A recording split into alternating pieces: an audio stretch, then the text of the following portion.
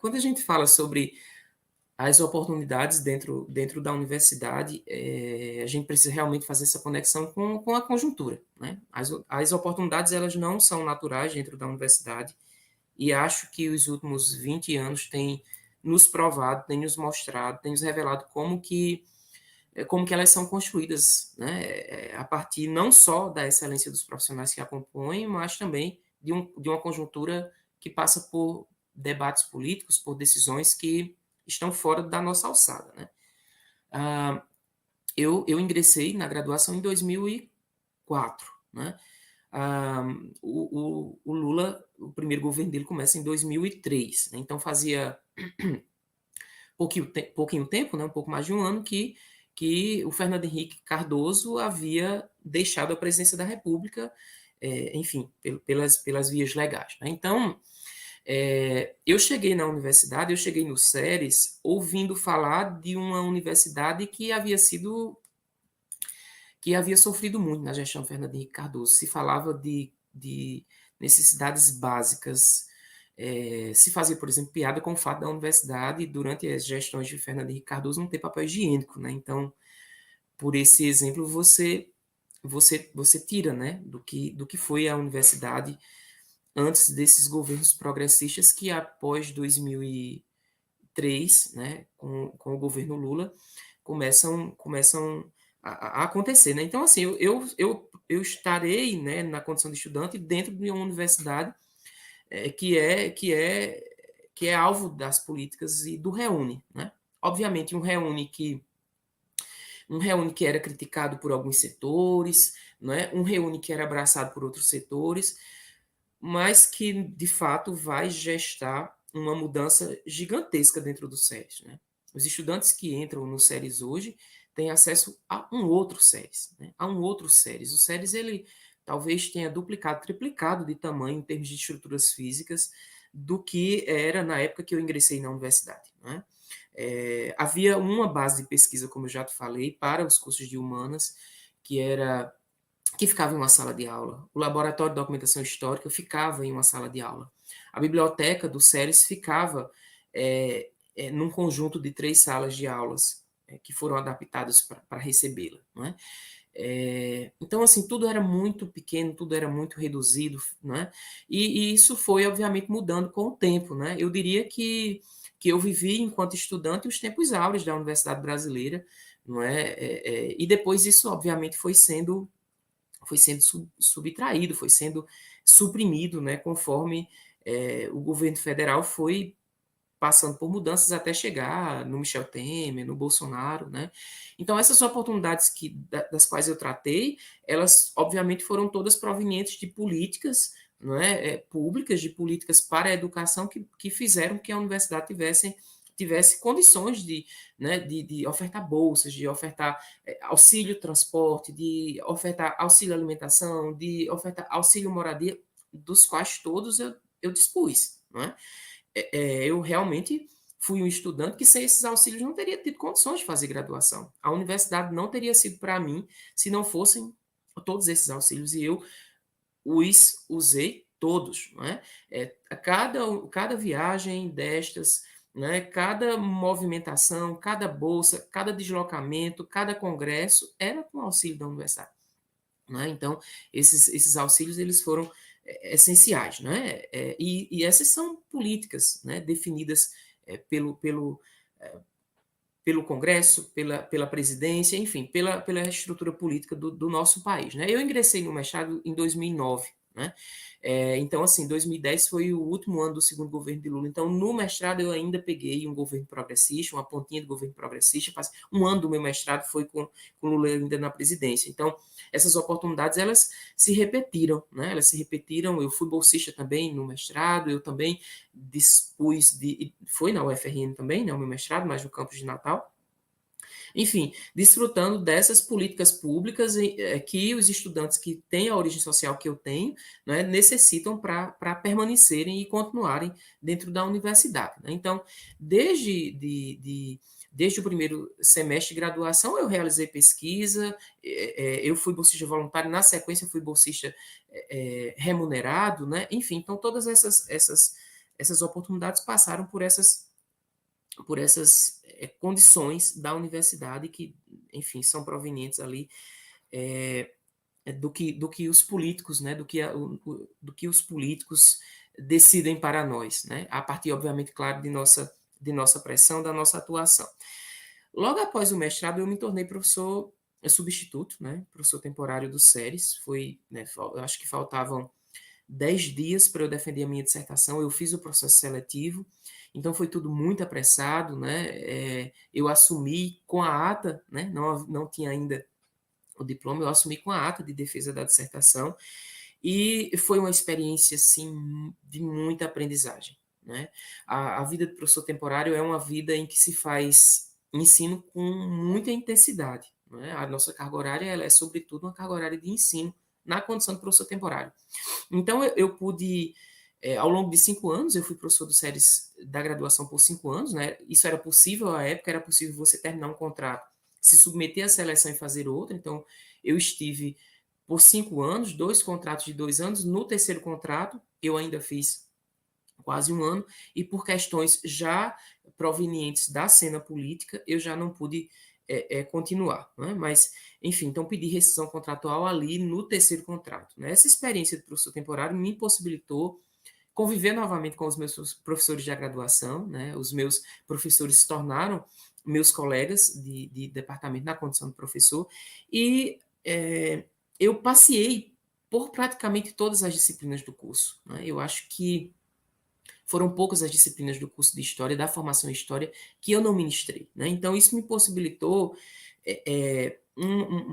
fundamentar, vamos dizer assim, melhor, a minha formação no sentido de ampliar os horizontes para áreas que eu não pesquisava, para áreas que eu até então nunca tinha estudado com profundidade. Então, a experiência como professor temporário me possibilitou isso, né? Esse mergulho denso na formação em história. Não é? Essa experiência também me possibilitou ser professor de 2 especializações. Né? Uma especialização que estava ali na zona de contato com a história da África, da afro-brasilidade, não é, com a história indígena, já nessa zona de contato com a legislação de 2008, né, a legislação de 2003, 2008, que nos colocou o desafio de é preciso estudarmos esse Brasil africano, essa afro-brasilidade. Não é? Então, eu tive nos 2 campi, à época campus de Caicó e campi de Currais Novos, para dar aula nessa especialização, depois na especialização em História dos Sertões, que foi uma especialização meio que laboratório, né? Foi uma especialização que serviu de base para a montagem do projeto de História dos Sertões. Né? Então, eu tive essa oportunidade também muito rica dessas primeiras 2 experiências como professor na pós-graduação em nível de especialização. Né? E essa última experiência, né, na especialização em História dos Sertões, ela preparou o terreno, obviamente, para o que viria depois, a experiência no mestrado. Né? É claro que eu tive que esperar um pouco para ingressar no corpo do mestrado, porque aí, né, enfim, eu tive que finalizar um contrato que eu tinha com a Universidade do Estado do Rio Grande do Norte, fazer doutorado, esperar abrir um edital para me candidatar, né, à condição de professor colaborador do programa. Enfim, então foi muito orgânico, foi muito na sequência, né, do que se espera de alguém que ingressa na pós-graduação, que pretende a carreira acadêmica, né, e enfim, né, até que algo em torno de 3 anos eu me submeti à seleção de professor colaborador do programa e aqui estou, né? Então, como professor do mestrado. Né? Tenho optado por uma questão de organização, de administração do tempo e do espaço, de ministrar uma disciplina um semestre sim, um semestre não. Então, já estive na companhia da professora Jussiene, da professora Jailma, do professor Antônio, do professor Helder também, nas atividades do mestrado, nas disciplinas, e já encerrei uma orientação e agora estou com 2 orientações em andamento. Então, o mestrado tem sido essa oportunidade de pensar, né, essa outra dimensão da docência na pós-graduação em nível de mestrado, né, obviamente, de estreitar as relações com a grande área com a linha de concentração de História dos Sertões, né? Perfeito, muito, muito bom. A gente está cobrindo aqui a partir das tuas memórias, Rosenilson, a gente está cobrindo, assim, as últimas 2 décadas, um pouco menos, assim, do curso, né? Isso é muito interessante. Mas foram também décadas em que você se dedicou à pesquisa. E eu queria colocar, a próxima pergunta vai nesse sentido, né? A gente falou um pouco aqui de todo o contexto que atravessou a sua formação, que é um pouco também a história das transformações do SERES e do curso, né? Pelas fases pelas quais passou. Eu queria ouvir você um pouquinho agora sobre as suas pesquisas de pós-graduação, sobre o mestrado, doutorado, as temáticas. Eu sei que o Seridó permaneceu como um tema importante, ou como uma espécie de recorte para os seus trabalhos. Queria ouvir um pouquinho sobre os seus trabalhos agora. Sim. Obrigado, Evandro. Então, o que há de conexão entre as minhas duas pesquisas de um mestrado e de doutorado são o recorte espacial, que permanece sendo o sertão do Seridó, permanece sendo o interior do Rio Grande do Norte, e permanece sendo o século XIX. Então, o recorte temporal também, em alguma medida, isso permanece, né? Mas eu sou muito aquele pesquisador que enjoo dos objetos de estudo, né? É, eu trabalhei com a história dos homens infames numa leitura Foucaultiana no final da graduação na minha monografia, né? Eu trabalhei com fotografias de loucos, mendigos e ciganos, de um fotógrafo do Seridó, que numa época que não era costume fotografar esse tipo social, ele os fotografou, né? José Modesto, de Jardim do Seridó.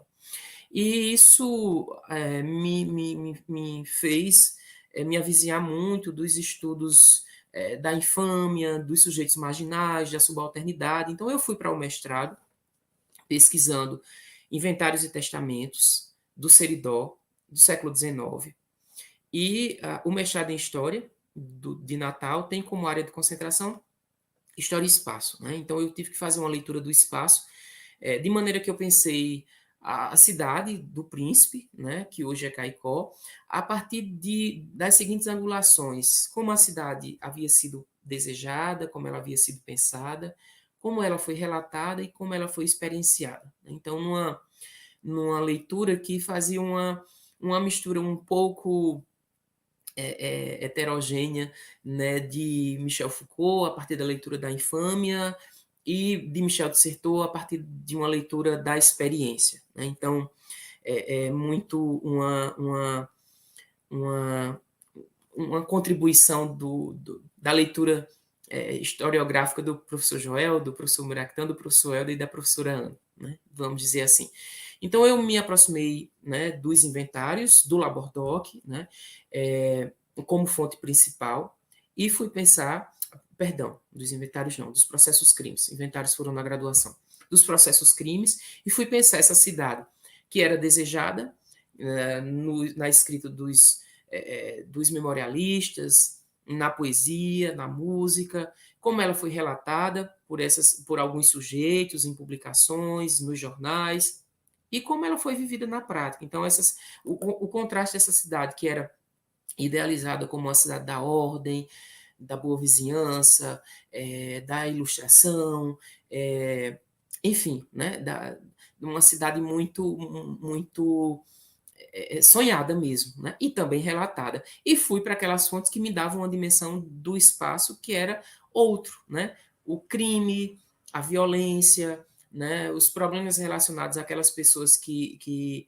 haviam há pouco se livrado da escravidão, não é? A violência contra a mulher, o espaço noturno, né? Então eu muito, assim, Jean de Lamour na cabeça. Eu queria inicialmente fazer uma história noturna, obviamente nem todos os crimes aconteciam na noite, então eu rapidamente tive que desistir de uma história exclusivamente noturna, mas foi nessa dimensão de pensar essa cidade dos sertões no século XIX, entre o sonho, o relato e a prática, né?